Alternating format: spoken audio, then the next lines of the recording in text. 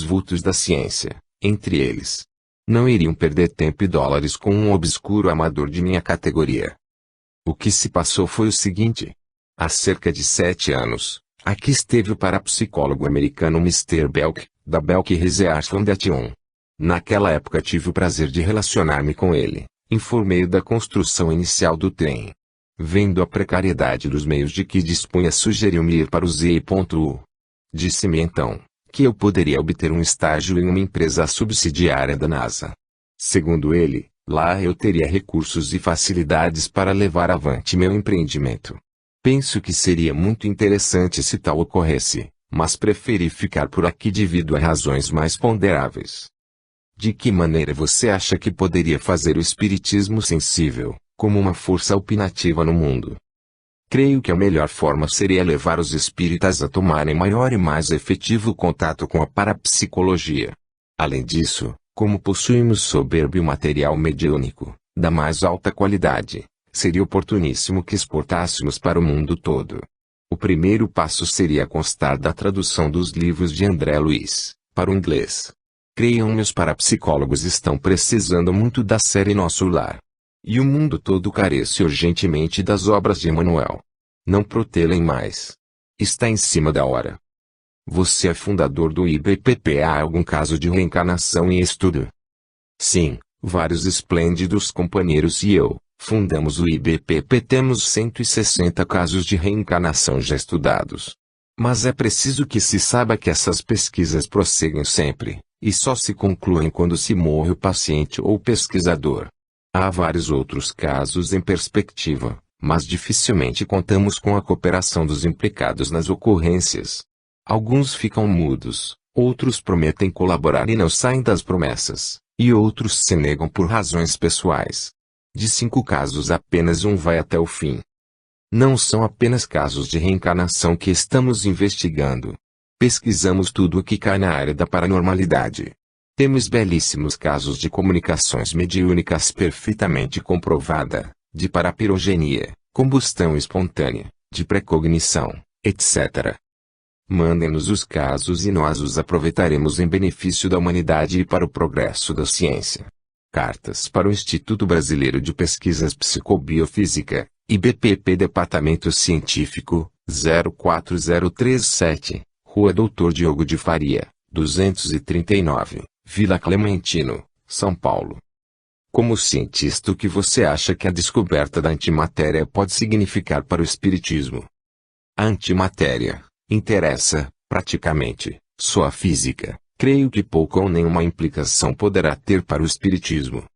Qual é, a seu ver, a tarefa principal dos espíritas brasileiros no momento?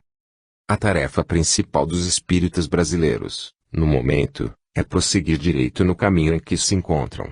Todavia, é preciso lembrar que o aprimoramento intelectual, e sobretudo, o moral são imprescindíveis agora, pois creio que, em breve, o nosso amado Brasil será convocado para auxiliar a humanidade em seus transes de dor.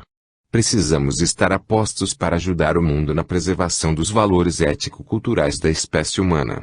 Nossa responsabilidade é imensa, quase sobre-humana, certo?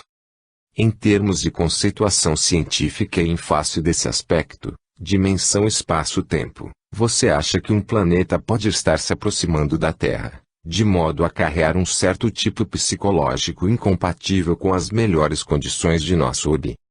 Olhe, essa história de intrusões planetários poderá levar ao ridículo e ao descrédito ao espiritismo.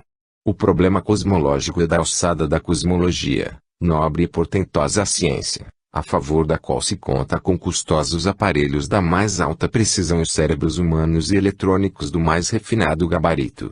Conhecimento não se conquista de mão beijada. Isso, o de querer saber o que se passa no cosmo e nos planetas à custa de revelações mediúnicas, constitui grande ingenuidade e certo perigo para a boa fama do espiritismo. Que possam existir outros orbes habitados nessa imensidão cósmica, nessa fabulosa poeira de estrelas formadora de bilhões de galáxias, creio que já não há dúvidas. Mas vamos com calma. Esperemos que a astrobiologia forneça as informações certas e razoáveis. Não vá, o sapateiro, além dos sapatos. Dos cientistas espíritas, qual deles você tem maior estima no passado e no presente? Quando falamos de cientistas espíritas do passado e do presente, precisamos modificar o nosso conceito a respeito do objetivo do espiritismo. Atualmente e em particular aqui no Brasil, alguns especialistas querem atribuir a qualificação de espírita apenas àqueles que aceitam as proposições da doutrina codificada por Allan Kardec.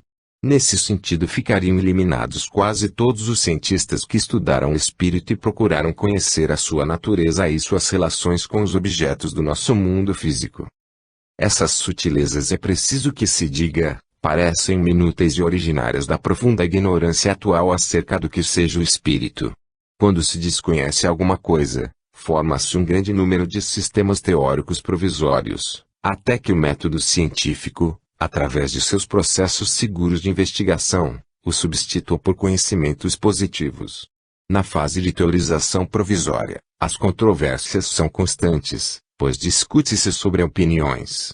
Não quero, portanto, entrar nesse tipo de arena onde às vezes, o discutidor visa mais a sua autopromoção do que o estabelecimento da verdade científica. Por isso, e após esse preâmbulo, ao referir-me aos cientistas espíritas, quero englobar aqueles que sem serem kardecistas procuraram ou procuram investigar os fenômenos do espírito, admitindo a priori a possibilidade da sua existência. Do passado, presto minhas homenagens a todos os grandes vultos da metapsíquica, como William Crookes, Charles Richet, Ernesto Bozano, Camille Flammarion, Gabriel Bellamy, Gustave Gelée e outros que não anuncio para não roubar espaço. Do presente, sem esquecer os atuais parapsicólogos que tratam dos fenômenos psi-teta, embora não os enumere, presto minha homenagem póstuma aos nossos grandes e inesquecíveis patrícios, Carlos Embaçaí e Pedro Granja. O que é mais relevante para você no espiritismo? Por quê? No espiritismo, o que é mais relevante para mim é o seu valor ético, porque no estágio em que se encontra a humanidade, presentemente, vê-se que somente uma profunda renovação interior do próprio homem poderá conduzir à paz e à felicidade. Esta opinião poderá parecer contraditória, de minha parte. Mas, creiam-me, se eu quase só milito na parte da investigação científica, faço visando aduzir maior evidência para as afirmativas da doutrina, concernentes à natureza do homem. É a linguagem melhor entendida pelos intelectuais do século XX, penso eu. Qual foi o seu maior momento enquanto espírita? Quando li, pela primeira vez, as obras de Kardec. Eu já era espírita, e descobri isso. Você tem uma mensagem para os espíritas, qual?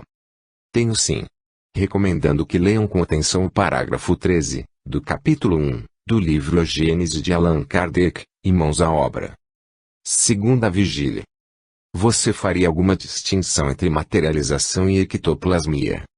Quanto à maneira corrente de entender da maioria das pessoas, não há distinção entre os vocábulos materialização e ectoplasmia.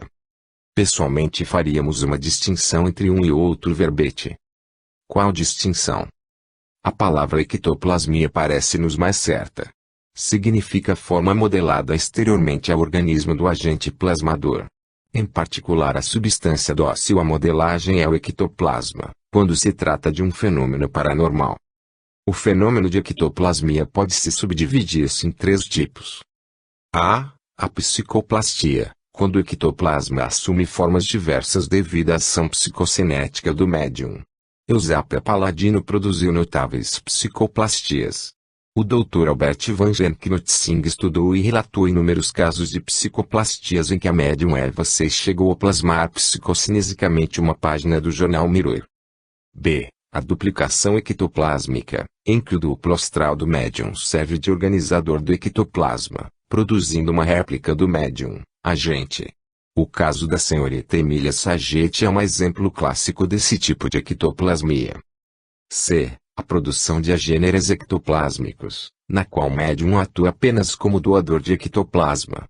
Sua modelagem opera-se à custa do perispírito do segundo agente. Pode ocorrer que o agente modelador já exista desencarnado.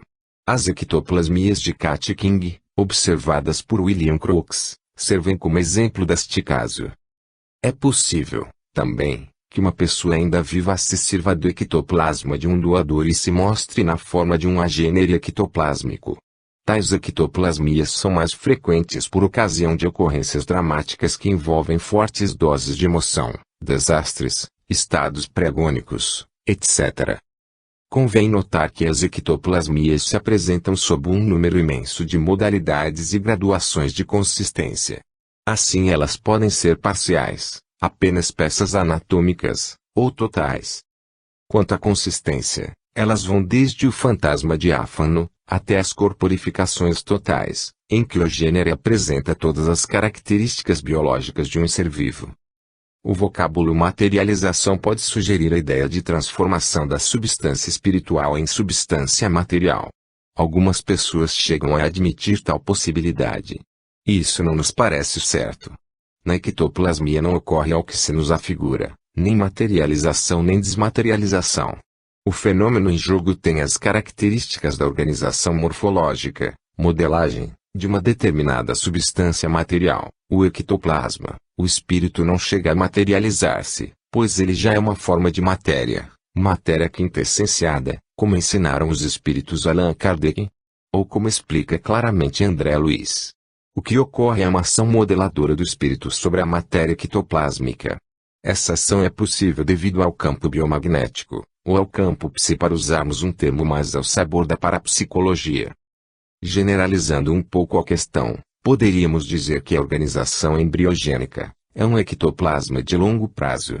O modelo organizador biológico, MOB, faz parte do espírito.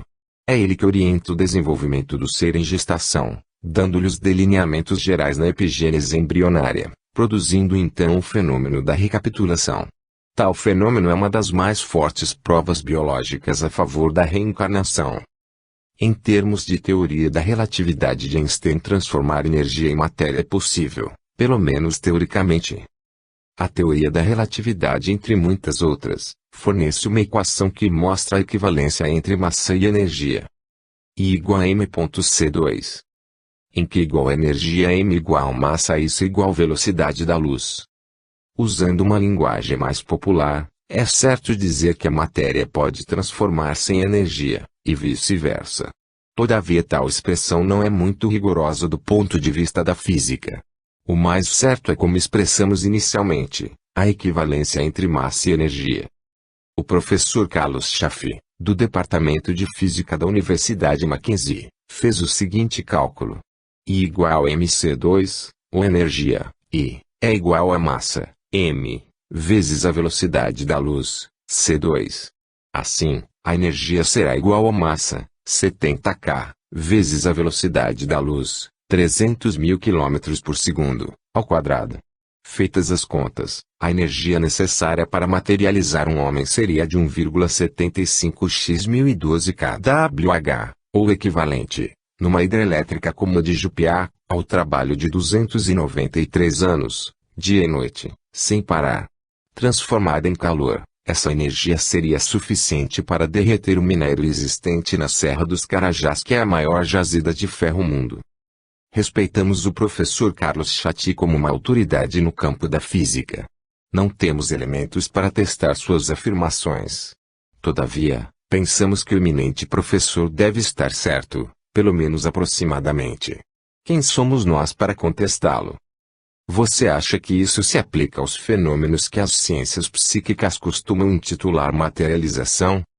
Somos de opinião que não se aplica a tais fenômenos. Como já esclarecemos na resposta à pergunta número 2, ectoplasmia ou se quiser, materialização, não parece implicar em ações subatômicas.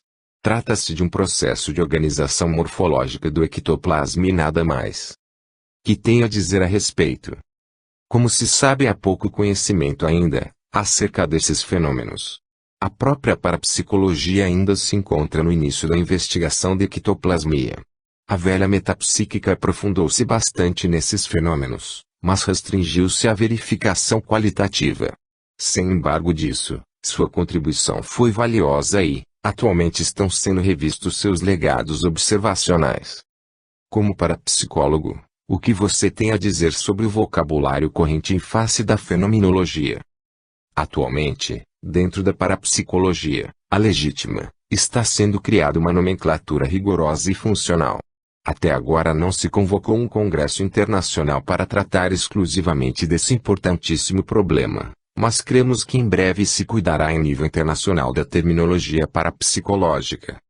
Enquanto isso não se der, recomendamos recorrer ao excelente trabalho de João Teixeira de Paula, Enciclopédia de Parapsicologia, Metapsíquica e Espiritismo, que, a nosso ver, é a melhor obra do gênero, em idioma português, uma das mais completas do mundo. Queremos ratificar o termo entre parênteses a legítima, quando nos referimos à parapsicologia. A razão disso está no fato de medrarem, em nosso país, parapsicologia sob medida, inflada de siglas e termos obstrusos e criados arbitrariamente, o que muito tem contribuído para provocar maior confusão nesse particular. Que tem você a dizer a respeito da teoria de Zollner acerca da quarta dimensão?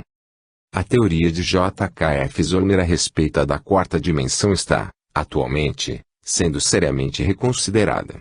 O pesquisador Pascual Jordan, Alemanha, considera indispensável se estenda a conceituação de espaço real um número de dimensões superior ao que se aceita atualmente. Citando o professor Zollner, ele acha que a teoria deste ilustre sábio é a que melhor explica certos fenômenos paranormais, cujas leis, causas eficientes, não se enquadram no esquema das leis normais. O grande físico alemão Ernest Mach teve a mesma opinião ao examinar os relatos do Dr. Hans Bender, 1500, Ph.D., acerca do caso de poltergeist ocorrido em Mannheim, Alemanha. O eminente parapsicólogo brasileiro, engenheiro Djalma Casellato, especialista em caso de poltergeist, relatou esse episódio nas páginas da esplêndida revista Are. O professor Alois Wenzel, Alemanha, diz que podemos compreender a realidade macrofísica em um continuum tetradimensional. Nossa modesta opinião é favorável à do professor Zollner, isto é, a da realidade de uma quarta dimensão. Aliás, somos de parecer que a limitação dimensional atribuída ao nosso espaço resulta apenas da restrição determinada pelas nossas possibilidades materiais. Somos seres fisicamente tridimensionais. Por isso, só podemos perceber sensorialmente os espaços e objetos de 3 dimensões. Todavia existem inúmeros fatos observáveis que fazem suspeitar da existência de mais outras dimensões espaciais, além das 3 comumente assinaladas em nossa experiência normal. Diante dos fatos parece-nos lógico optar por conceitos mais amplos, certo? Fim.